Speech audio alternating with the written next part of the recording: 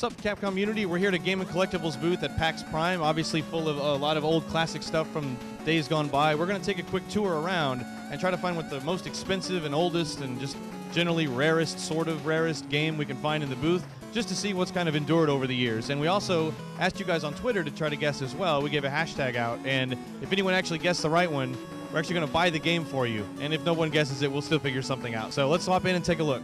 Taking a quick stroll past the NES wall, and you'll see some old Capcom classics here. We got Section Z. Moving down, kind of kicked off our Disney love with Mickey Mousecapade.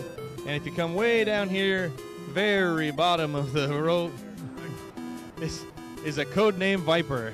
I don't know if you remember that one, but it's actually pretty cool. And then, of course, the more complete they are, the more rare they are, which is harder to find because most of us were really young, and when they didn't take care of their games, so they have like ripped manuals, broken cases, scratched up discs, and now they want them back, but they want them in better shape. So you do have Street Fighter 2 collection on PlayStation, which seems to go for around 40 bucks, which is pretty nice. Captain Commando. And I found on the bottom shelf, I found Rockman 2. Capcom vs. SNK for the Dreamcast. And then you also have the Cannon Spike, which also on the Dreamcast, not a lot of people bought this game, and they didn't put it on anything else at the time.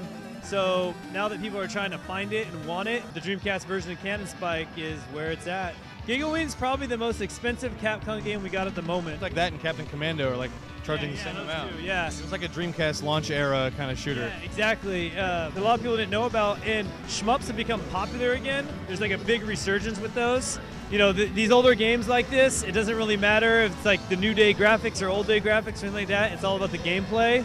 And people produced really good games like Giga Wing back then that had a fantastic gameplay. Oh yeah, for us it's even in there. 110, so it's $10 more expensive than the other games, but this guy's beating all you Capcom fans to it. So I'm taking your Final Fight fan. Yeah, it's got 2 original characters in it. It's got lots of branching paths. It's pretty fun. It's like kind of easy, but you know. Yeah, we were going to have a contest, but it looks like you're walking out with it. All right, so the purpose of that was to find the rarest, the most expensive game in there, and it turns out Final Fight Tough was it, and someone bought it, not scripted or planned at all, like sheerly by random chance. So let's check our Twitter account, see if any of you guys guessed any of the games we found, and if we did, we're going to pick them up for you.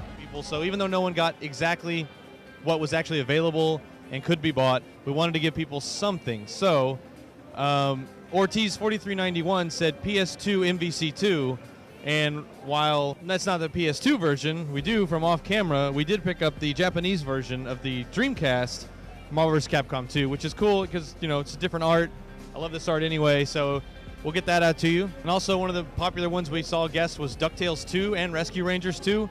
Both very rare NES games, and while again they were not there, we didn't want him to leave empty-handed, so Mechanical Grape, who guessed DuckTales 2 first, we did pick up the consolation prize of Mickey Mousecapade for NES, kind of the introduction of Capcom Disney love way back in the NES days. Not quite DuckTales 2, but again, it's something. It was what we had. Relina Hernandez guessed Resident Evil, and while there were many Resident Evil games there, we thought it was kind of neat to see the original PS1 long box version, which was the first way it was ever available. And actually, when the PS1 launched, they were in cases similar to Sega CD and Saturn. Again, a nice little piece of Capcom history.